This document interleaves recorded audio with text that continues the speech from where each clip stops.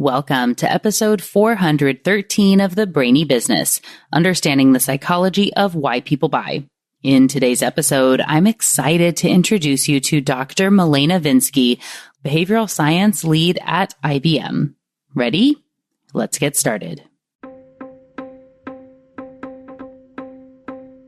You are listening to the Brainy Business Podcast, where we dig into the psychology of why people buy and help you incorporate behavioral economics into your business, making it more brain-friendly. Now here's your host, Melina Palmer. Hello, everyone. My name is Melina Palmer, and I want to welcome you to the Brainy Business Podcast. In today's conversation, I'm joined by Dr. Melaina Vinski. Melaina is a behavioral science and behavior change specialist with over a decade of experience in the experimental study of cognitive neuroscience and human behavior, and over 8 years of experience crafting evidence-based solutions on sustainability, stakeholder management, reputation risk, issues management, operational model design, and behavior change. As the former behavioral insights lead for PwC Canada and the current lead of behavioral science at IBM, Melaina is recognized as a leading expert in weaving behavioral science within traditional problem-solving paradigms to tackle some of the toughest challenges facing business and society. And yes, it is super weird and difficult to say and spell Melaina instead of Melina for me. So apologies in advance if I mess that up at some point during the episode. I'm just not used to it. Really quickly, before we get into the conversation, I want to be sure you know that there are links in the show notes for everything, including my top related past episodes and books, ways to get in contact with Melaina, a timestamped summary of the episode, and more. It's all within the app you're listening to and at thebrainybusiness.com/413. Now let's jump right in. Dr. Melaina Vinski, welcome to the Brainy Business Podcast. Thanks for having me. I'm so proud of me that I said that correctly, I believe. You did. Your name is what I have been called my entire life. I've always been a Melina. Which is bizarre because I'm never Melina when people first read my name. They have so much trouble with it. And so I find it fascinating that that's the go-to for your name, which having just the extra A in there, right? To be like I get it. It was bizarre for me. We'll have a little bit of your background, but where we just met in person at the CBO Summit in Toronto in May of 2024, which was very exciting. And it was super weird as people were talking about you and the work that you were doing, and people were saying, and Melaina, this and that. And I feel like one, I never have someone in the room whose name is even close to mine. And so it's confusing for me there where I'm like, oh, not me. Okay, got you. Right. But I feel like you were sitting behind me more often than not. And so the gesturing was also in my direction. Or how about when we found out we were both celiac as well? Yes. Only one celiac-free lunch, and I just thought they had spelt my name wrong. And you're like, no, that's mine. I ain't celiac. And I was like, are we? I know. Are we? Are we the same? It's sense of like parallel universes right now that have just collided, and here we are. I would be honored if we were the same person. I would be delighted by that. And to help everyone to understand why, obviously, can you share a little bit about your background and the work that you do? Sure, I can. So I'll start sort of at the beginning-ish, but I promise not too long here. But so I'm a behavioral kid at heart and by training. So did master's PhD in cognitive neuroscience. Fully thought that I would be an academic for life, had my blazers with the elbow patches on. I thought, I'm going to study the brain forever because it's the coolest thing and I'm obsessed. And I loved it. And I was in the middle of my PhD. And during this time, I studied at a bunch of different institutes. I went and studied how changes in daylight savings affects our circadian rhythms and our capacity for cognition and attention. So I studied that at the University of Iceland. I spent a semester or two living in Germany at the Max Planck Institute studying mindfulness and meditation and our capacity for emotional regulation. So just had like the best time in grad school, traveled all over the world, something like 50 different countries. Like my friends used to always joke that I was in school because I just didn't like a schedule, loved traveling, and didn't like paying taxes, which is not true, the last one. So much. But as you do when you sort of get a little bit older, I started wanting to figure out, okay, if I'm going to make like the full plunge into academia and go live that rocky life, I needed to know what the alternative was. Obviously, I had many jobs, but I'd never had like a real career job before. So I went in my last year of PhD during the summer. I applied to a bunch of different consultancies, basically saying, can I come work for you for the summer for free? And because I couldn't actually get any funding or pay because I was being funded by the government. And one consultancy took me up on the offer. It was a sustainability consultancy. And by like 4 p.m. on my first Monday, I was like, oh my God, I am meant for the real world. Like I knew immediately that as much as I loved the theoretical and the sort of nonchalance of academia, I was meant to be pen to paper and meant to be living and breathing with people and solving real problems. So I did that for 3 years. And then I moved over to PwC to lead their first behavioral science and behavioral economics practice, both in Canada and globally, where we expanded it to a number of different countries and was a fantastic role. Had a lot of fun doing that. Did that for 5 years. And then about 3.5 years ago, moved over to IBM, where I lead their behavioral science, their AI and analytics business for the first 2.5 years of being there. And my new role currently is behavioral science and Gen AI lead within financial services. And one of the big reasons why I joined IBM was because behavioral science is so fun, and you're able to create so much impact with these tiny little interventions and some broader level frameworks. But it's a whole other thing when you can start lifting the hood in technology and building behavioral science into the technology from the ground up. And IBM has provided an amazing platform to do that. Yeah.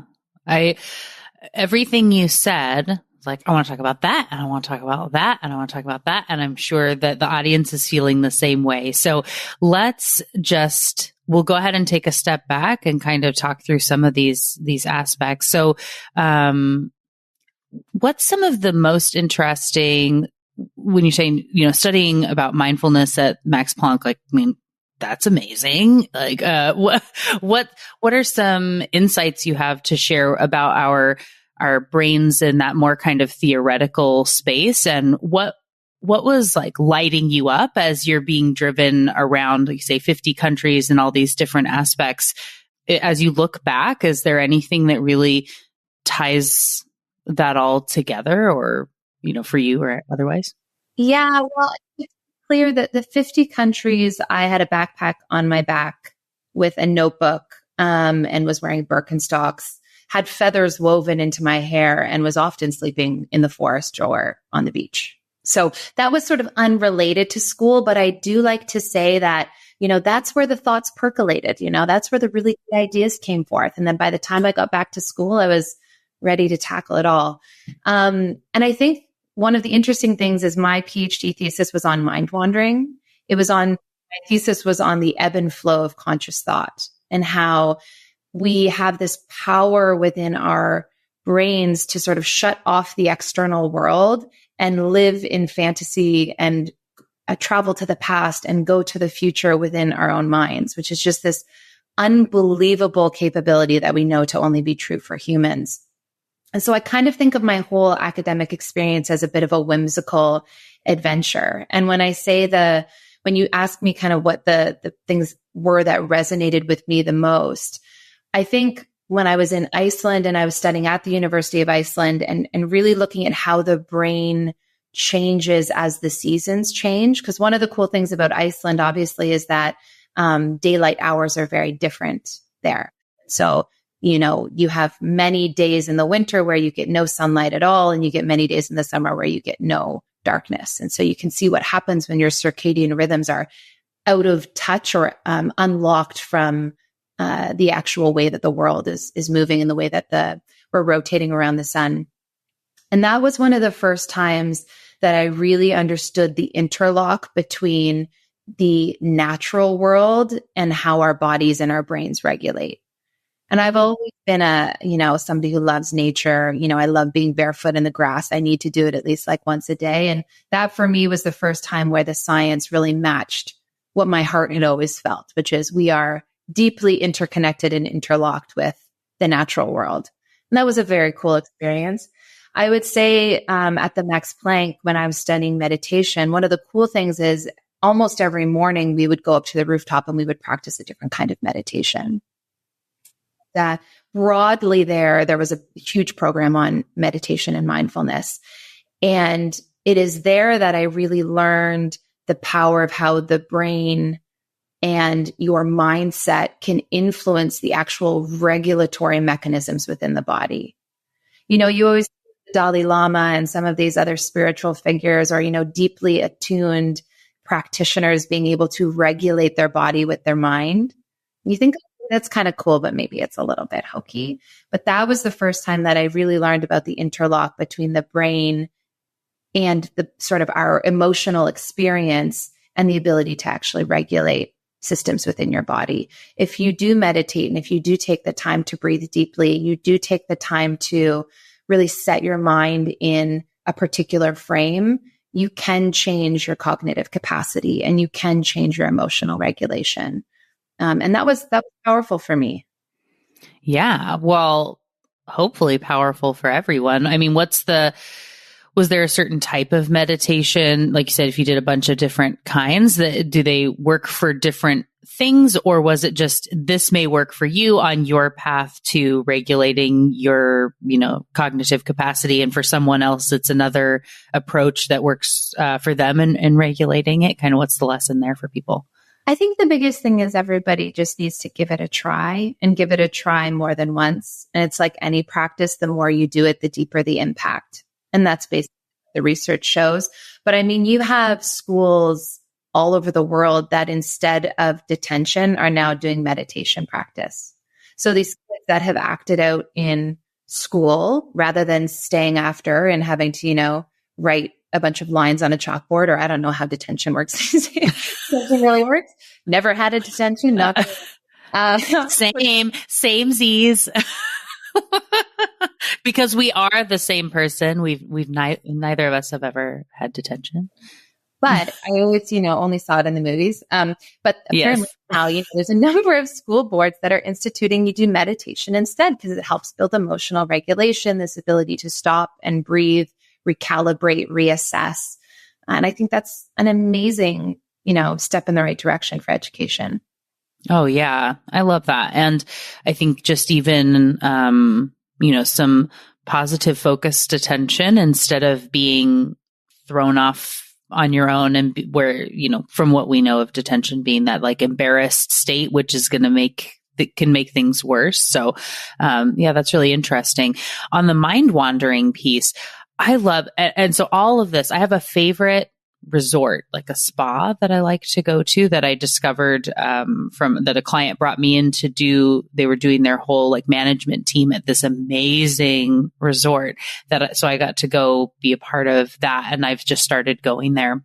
And I want to put together, a retreat sort of a thing. I did have a group of friends that we all went this last year.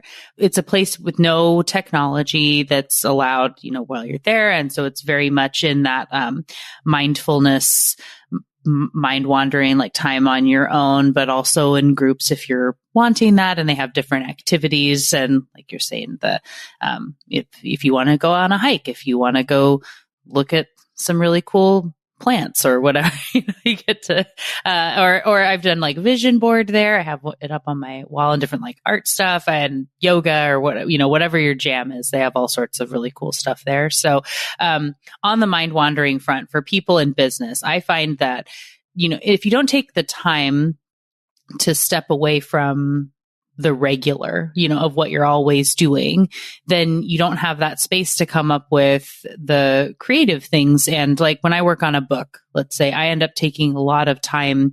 I'll go away for like a week. I've done 2 weeks before, and it's just me and the thing I'm working on. And I've explained it like, when I have that much time with it, it almost becomes this like tangible thing, and I can like see the chapters. I'm like moving the concepts around in a much more tactical way than when I'm just trying to throw it and like squeeze it in between stuff. And I think that like settled mind is part of it. I guess there's the question of like, does that line up with what you see in some of that research, and or like, what are your thoughts on mind wandering for other areas of business? Well, first, I think we should try and do like a life swap, because the idea of like going to an exec offsite to speak at a spa, like that's what I'm working towards, It was pretty great.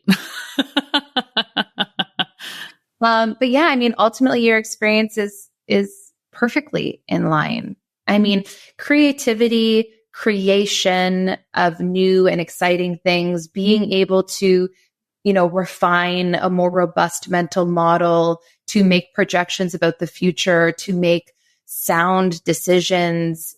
All of these components take a lot of cognitive capacity, or what I like to call is like cognitive juice.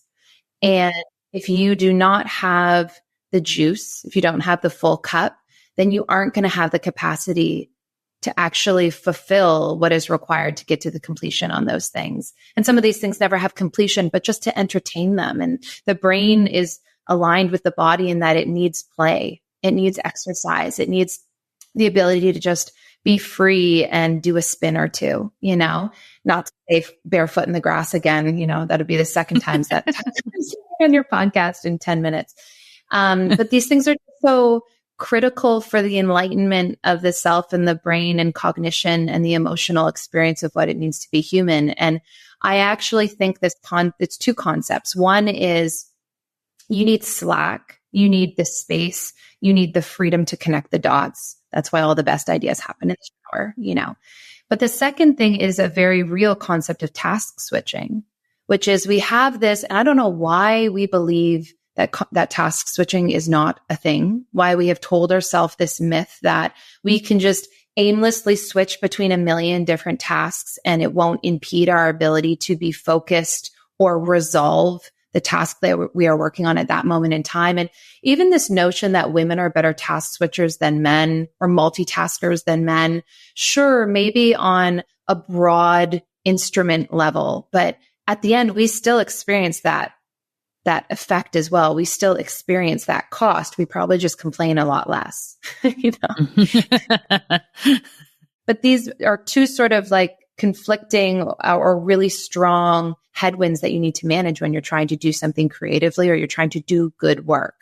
And one of the things that we just really try to navigate consistently in a corporate environment, especially, is the concept of how do you build slack into your day-to-day, where you are still able to meet on all your obligations and your accountabilities and your responsibilities, when your calendar is not entirely your own, when you have so many dependencies on a million and one other people. And this is one of the things that I find kind of funny about like productivity podcasts. I mean, I listen to all of them because I love them, obviously. But, the podcasters are always talking about how they integrate these principles into their daily routine. But the majority of people who are listening don't have a type of schedule as a podcaster. So it's incredibly difficult to integrate into a life where most of it is out of your control. Definitely. So from that, I guess, then have you found some, like, as you've kind of culled all of that together for you having a more corporate schedule, some tips or insights for how you've been able to make that work? The highlights, I guess, from all the podcasts and things you're listening to? I think, honestly, the biggest thing is I just spend a lot of time making sure that my cup is full. Because if you have a full cup, then you actually have the self-advocacy to control what you can and to sort of push and control maybe things that are not like a little bit more difficult too. And so I have really strong boundaries about when I sign off and when I sign on. The times that I'm signed off, I'm with my little one and I'm filling my cup that way. I have very strong regiment routines around yoga practice and meditation and exercise and spending time in nature and getting really good sleep. And always making sure that I have like a really good book that I'm reading. I'm just like a voracious reader. And I feel like it gives you a whole other world to just like dip into at the end of the day and give you a bit of a different perspective. And I find as long as I have a full cup or, some semblance of a full cup, if things get really crazy in the day, I'm still able to put some pieces together just because I have the capacity to do so in those 15-minute windows or half-hour windows that sometimes pop up. Yeah, definitely. Well, I am going to be linking, as you've been talking, I've had a couple of different books and conversations and pieces of research I've been thinking of because that's just what I'm doing all the time. One, I'm going to link to the Fun Habit when Mike Rucker was on the show to talk about some of his work, which is super fun.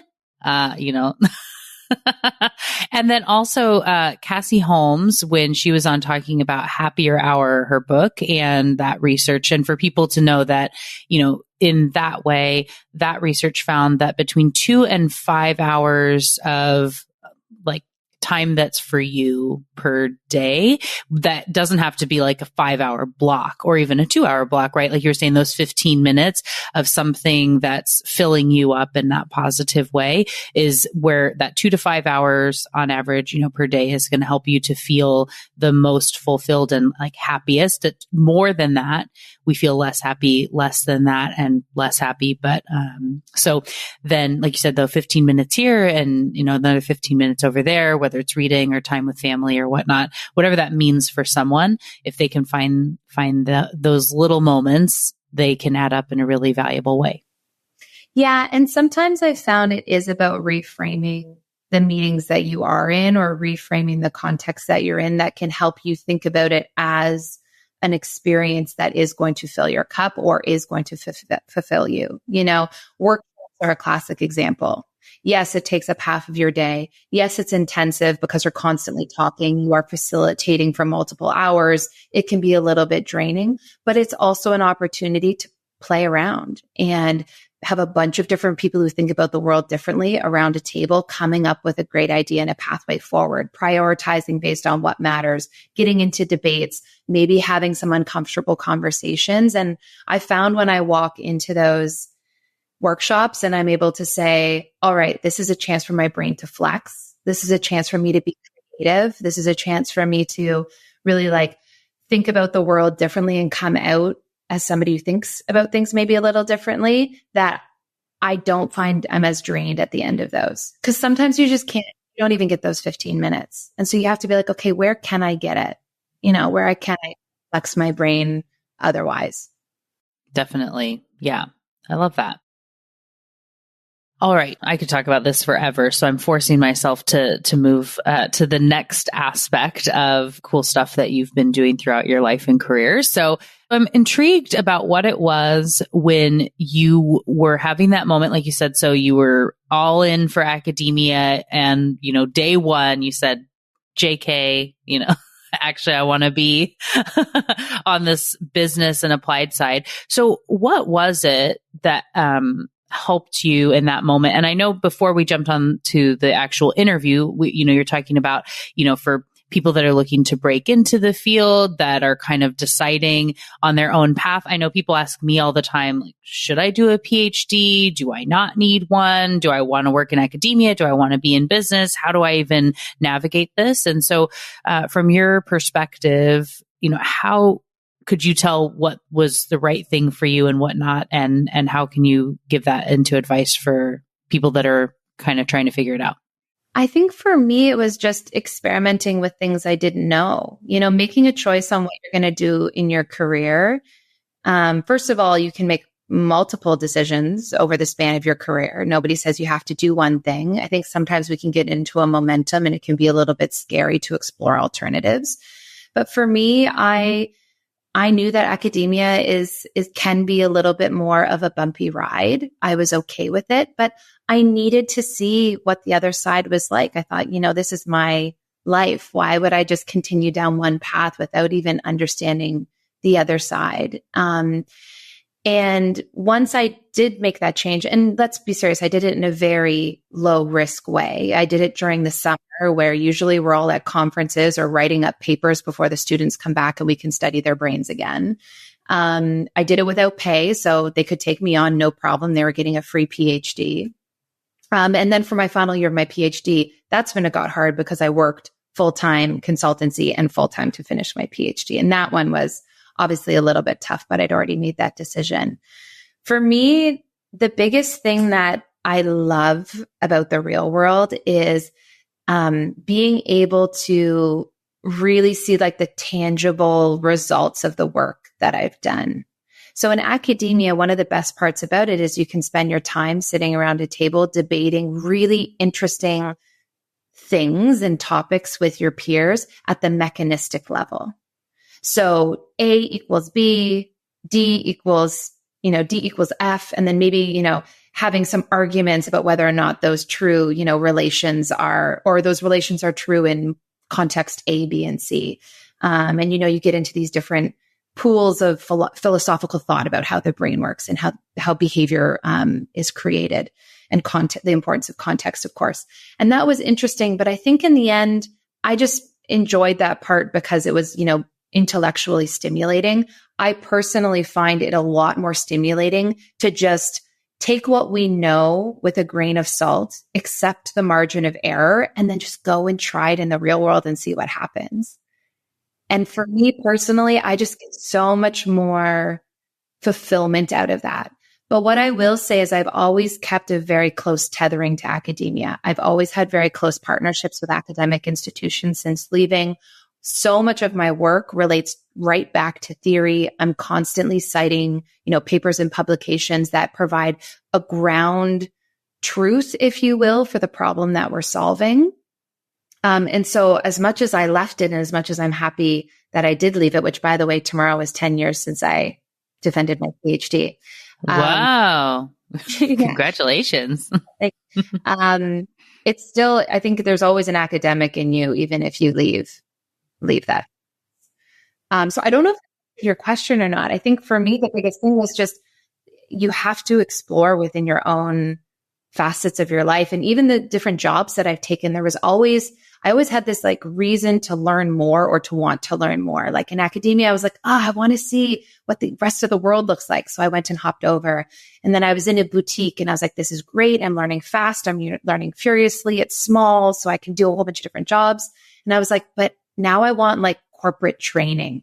I'm coming into slate. I want to be like regimented and like really put through the process. And of course, had a very cool opportunity to do so. And, that's why, and I wanted to lead a team and lead a capability. And that's why I went to PwC. The reason I went to IBM was because I really wanted to learn about technology. So like, as long as you're making jumps for a reason that is aligned with your purpose and your greater goal of like intellectual curiosity and fulfillment, then I think you can never have any regrets. Right? Yeah. Yeah. No, I love that. I think it answers the question very well. And, trying things out, just kind of see what you can and take that time, I think is really powerful for people to know that it's like, if you needed the permission, you have it, right? Go try some things. And that's great. Well, I would really love if you can share a little bit about, as you get into that applied stuff. And I know that there are some serious boundaries to what you can and can't talk about with the type of companies that you've worked with. So what I will say is, you have some applied examples. What can you say about those things, and just kind of let you go? Okay. I think the way that I will think about that question is, I've now been in the applied space for 10 years. 2014, the applied behavioral space was in a very different state of maturity than it is today. A lot of us were hitting the pavement hard, trying to tell people that this stuff really matters for a long time before they would give us even any semblance of funding. And so maybe what I can do is speak a little bit to how I've seen that evolve and maybe where we should be going. And then I could talk a little bit about in terms of some of the work that our team focuses on, and some of the use cases that we typically tend to try and solve for. So what I would say is one of the amazing things about behavioral science is that you have this unbelievable ability to take a pre-existing experience or pre-existing workflow, do a period, like very small, quote unquote, like tinkering to optimize with a little sprinkle of behavioral science, and you get these amazing big impacts. And that gave us a foot in the door. That opened a wedge where senior executives were able to look at us and say, we are in an economically constrained environment. We are unable to spend much right now. We are looking for easy, quick wins. Let's try this out. And that garnered us the ability to flood the market and get a bunch of different use cases, case studies, build community, and that just snowballs into more and more funding and more ability to get more practitioners in the market. And then you hit a state of maturity, which we are in right now, where we have a few different problems or headwinds that we're facing. We've got the issue of a replication crisis or, heterogeneity revolution, where we're finding that those quick wins were quick wins in a very small space. And that when you actually try to scale those MVPs to broad-based system solutions, you're not seeing the impact that you would expect to see. And of course, that's the case. There is no such thing as a silver bullet, and there is no one toolkit that scales perfectly across an enterprise without running into some hiccups or the requirement for further validation from other stakeholder groups. That's the nature of how this works. And it's, every maturity model that every consultancy has ever built has predicted that this would happen. And we also obviously have a flooding of practitioners now in the market. And so there's less of a premium to be paid on the demand for those skills and skill sets, and more of a required advocacy for why it's actually a critical skill to even have around the table. And so I think where we are really focusing, or where I have been focusing a lot of attention in the last 5 years, I would say, of my career, is how do we take those frameworks that we all know and love in applied behavioral science? Yes, you have the very tactical nudge-based or interaction-based toolkit, but then you also have your orchestration toolkit where you're using theories of the brain and behavior to guide strategic decision-making within an organization. So we are focused on upfront, how do you build accelerators and tools that guide strategy? So how do you make good and sound trade-off decisions for funding and investment and balance on risk with an understanding of how your strategy is going to get the outcomes that you expect? If you require a certain amount of engagement, if you are trying to prevent a certain amount of attrition, if you are trying to create a certain amount of adoption, what are the models of those behaviors that you can build into the strategic analytics that then allow you to make a more realistic projection and assessment or forecast for what the future is going to look like? We then have taken those tools and woven them in the entire implementation process so that you're always working on the same fundamental framework to guide some of that decisioning throughout the life cycle of an engagement and implementation in your operations. And I think that's where the real interesting work is being done. I think, yes, we're behavioral scientists. Yes, we can do some interesting stuff. Yes, we have a valuable lens. Of course we do. To be human-centric, you do have to have that lens, but we are just one voice around the table. We are not more important than any other voice. And I think the sooner we all collectively just agree to that notion, I think the better all of us will be able to move upstream into more high value add activities. Yeah, I definitely see that. And I think it's such a great holistic approach that I would expect based on the conversation we've been having here, right? Like you said, it's one of many important voices at the table. And as we're looking at problems, that diversity of opinion, diversity of thought is so valuable across the board. So as you consider a problem, a project, where you're tasked with something, to the extent that you can share, right? What does that sort of look like in your approach, whether it's at IBM or other, like with your clients there, other works that you've done? Yeah. So, because I lead our teams are cross-functional, the way that we approach a problem, especially the types of problems that you have in technology where they are big and they're meaty and there's a lot of money on the table, there's a lot of risk on the table. And because they have long durations, there's a lot of area and opportunity for things to go wrong. One of the first things that we do is we get all of the important stakeholders around the table and we do a pre-mortem. And the reason we do a pre-mortem is because you have all sorts of, because we are a very optimistic species and because we tend to overestimate the likelihood of positive and underestimate the likelihood or proportion or probability of negative events. When you do a pre-mortem exercise, you are sort of doing a mental flip or cognitive flexibility exercise where you are assuming that everything went wrong. And you're doing a bit of a scenario modeling exercise to account and plan for if those issues were to arise.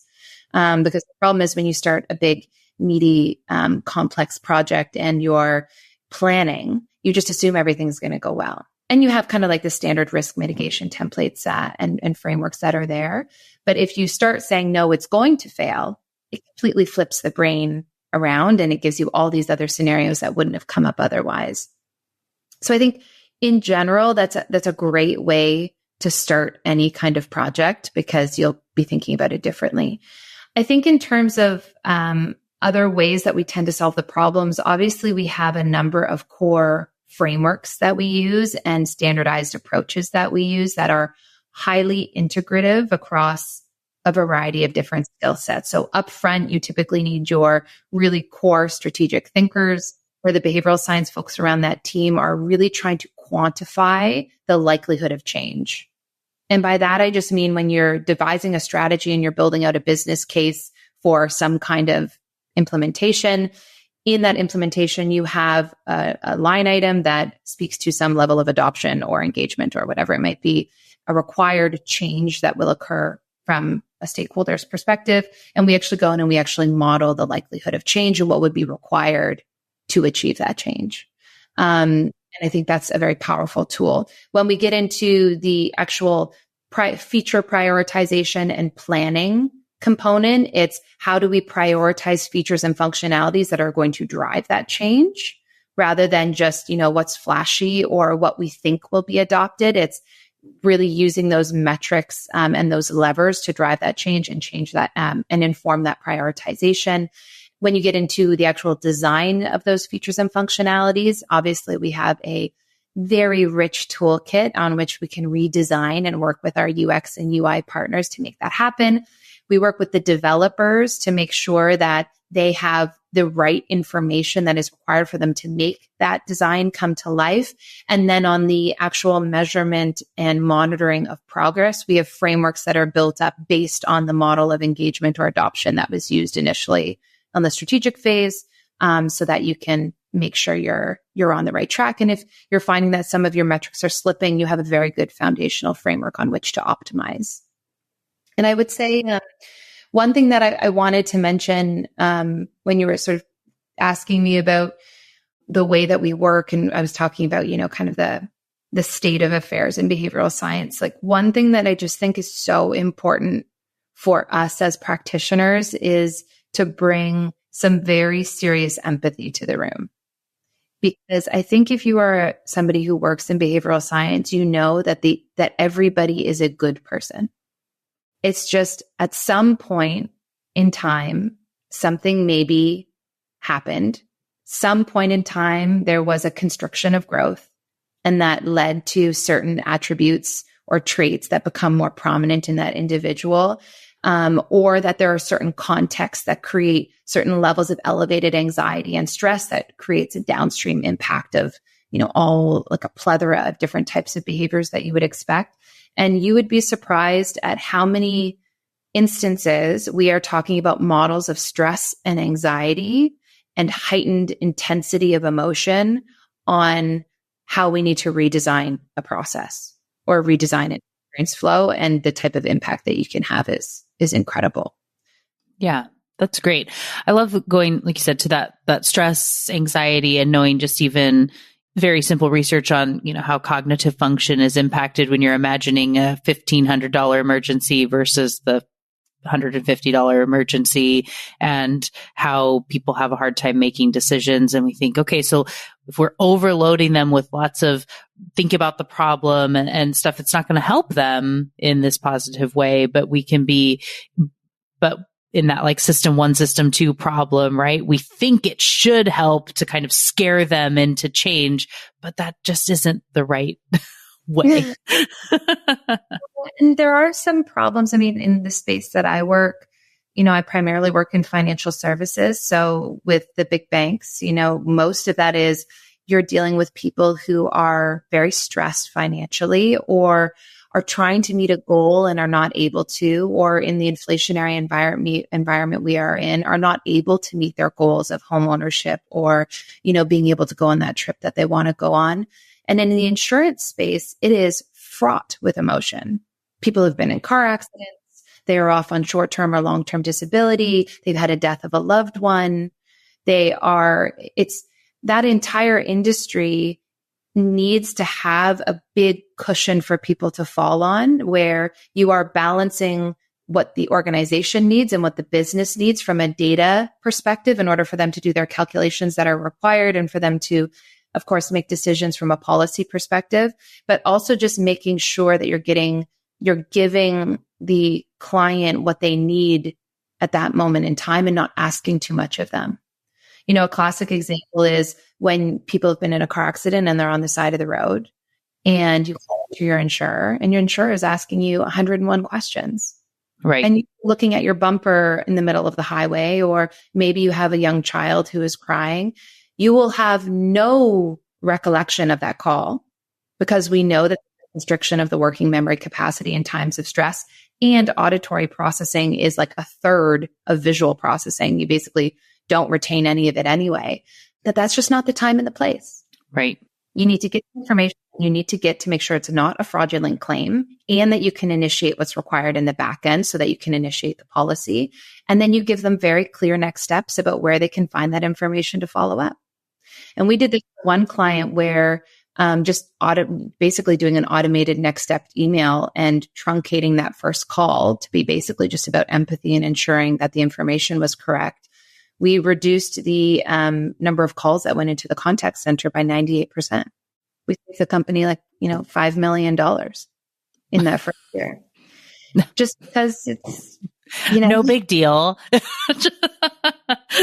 The whole thing where the way that I sort of talked to the executives about this was, you're on the side of the road. How do you solve this problem? And they went into like all of these plus. And the answer is no, we subtract. Yes. The brain will not be able to have capacity for it. The human will not have capacity for it. And they won't remember any of it anyway. Right. Right. So if we can strip it down to what's most important, and I love, like you said, that the empathy, right? Like, this was a traumatic moment for this person. They're feeling that still in the moment. And if you were in a car accident, do you want to answer a bunch of random questions like your grandmother's maiden name and all these sorts of things? Or is there something else we can be doing to make that a helpful place for them? That's amazing. I love that. And I think, we'll definitely have to have a future conversation because, we'll have future conversations, but I think it'd be fun to have, we could talk more on a future episode. I'm sure there'll be lots of listeners that'll say, I want to hear more about all these different aspects. As we close out, do you have any go-to, whether it's specific research studies that you have found that have been helpful as you're having conversations about some of these aspects to help people to understand the importance of empathy or time pressure or stress or whatnot? And, or do you have some favorite journals that are your go-to if you're doing a literature review phase? Yeah, I think my answer would have maybe been different a couple of years ago. I think a couple of years ago, I would have told you podcasts are like one of the best ways to just inherently build your toolkit, right? So obviously you have an amazing one here. I always loved Hidden Brain, for example, is another one. I always loved Freakonomics. And then I would always say Harvard Business Review is fantastic for if you are at the intersection between business and behavior, because they have a fantastic psychology or behavioral insights slant on a lot of their articles. And then really publications, it comes down to the problem that you're solving. And so it can be vast and it can be varied. But some books that have really just like changed the way that I think about what it means to be human are people who are not in a practicing space like we are. But do you know who Gabor Mate is? I don't think so. Well, maybe. Tell more. He's the author of The Myth of Normal. That's his most recent book. He has a number of books, but he just goes deep into the science of big T and little t trauma and why it's such essential reading for anybody who deals in the space of human and human experience is because it builds this deeply holistic understanding of thinking about a human as this like organism that moves through life. And the impact of all, just the circumstances of life and what that means on a neurological level, what it means on a biological level, what it means on a cellular level, and how anytime you walk into a room with clients or anytime you're designing something, you have to hold so much space for the individual that is coming through. Segments are important. They give you broad brushstroke, understanding of the demographics that you're serving for and maybe some of their behavioral patterns and how you can, optimize for that. But I've just found it's been an amazing lens to make me better at my job. Oh, I love that. I think it's 7.5 lessons of the brain. It's a super quick read. And I, again, had defended my PhD 10 years ago, and I still read neuroscience articles all the time. I still read neuroscience books because it's important to keep my skills fresh. But the 7.5 lessons of the brain are like, it challenged so much of what I had learned and gave me a very good understanding of, what do we know about the brain today? Perfect. Well, we will definitely link to both of those books in the show notes for everyone to go check out, along with some of the other things I mentioned, of course. And for everyone who is so excited to learn more and follow you, get in contact, what's their best path to be doing that? I'm on LinkedIn, so you guys can probably link in my LinkedIn profile, and I always answer messages there. I'm also launching a newsletter which is called the Behavioral Science Strategy Briefing. And it's just a weekly newsletter that comes in your inbox on Monday mornings. Super, super light touch. It has one article that has an interesting finding. We document some of those findings, give you some, 2 or 3 bullets on how it applies to the everyday, and then provides you with a bunch of prompts that you can explore within a generative AI platform to further understand how that applies to the context of your daily work life. And there's an email there that people can always respond to me in. So wonderful. Well, we will, of course, be linking to that newsletter and your LinkedIn in the show notes so everyone can go follow and connect and all the things. And so, Melaina, thank you so much for joining me today. It was a lot of fun to chat with you. Thank you for having me. Thank you again to Melaina Vinski for joining me on the show today. What got your brain buzzing in today's conversation? For me, I was absolutely fascinated by Melaina's background and the research she did during her PhD. The value of mind wandering and getting space and distance from problems and projects to better solve them is something I love to talk about. As you heard, I've experienced this again and again in the way I write books, design courses, build out frameworks, and just do overall strategic planning for the Brainy Business. Taking that time to slow down and remove distractions allows me to live with the work in a concentrated way that lets me focus on it for a couple days and then move on to the next thing with confidence. My TEDx talk gives more detail about this process, and while the video isn't out at the time I'm recording this episode, hopefully it will be very shortly after, and we're going to put links to it all over the Brainy Business website, don't you worry. In short, there is a lot of power in focusing on and completing one thing at a time, and then moving on to your next most important thing. If you try to do too many things at once, you can waste all your time productively procrastinating and never actually complete anything. And no one wants that. As we close out the show, don't forget about those show notes, which include links to my top related past episodes and books, ways to connect with myself and Melaina, a timestamp summary of the episode, and more. It's all waiting for you in the app you're listening to and at thebrainybusiness.com/413. And thank you again to Dr. Melaina Vinski for joining me on the show today. It was a delight to chat with and learn from you. Join me Tuesday for another brainy episode of the Brainy Business Podcast. It's going to be a lot of fun. You don't want to miss it. Until then, thanks again for listening and learning with me. And remember to be thoughtful. Thank you for listening to the Brainy Business Podcast. Melina offers virtual strategy sessions, workshops, and other services to help businesses be more brain-friendly. For more free resources, visit thebrainybusiness.com.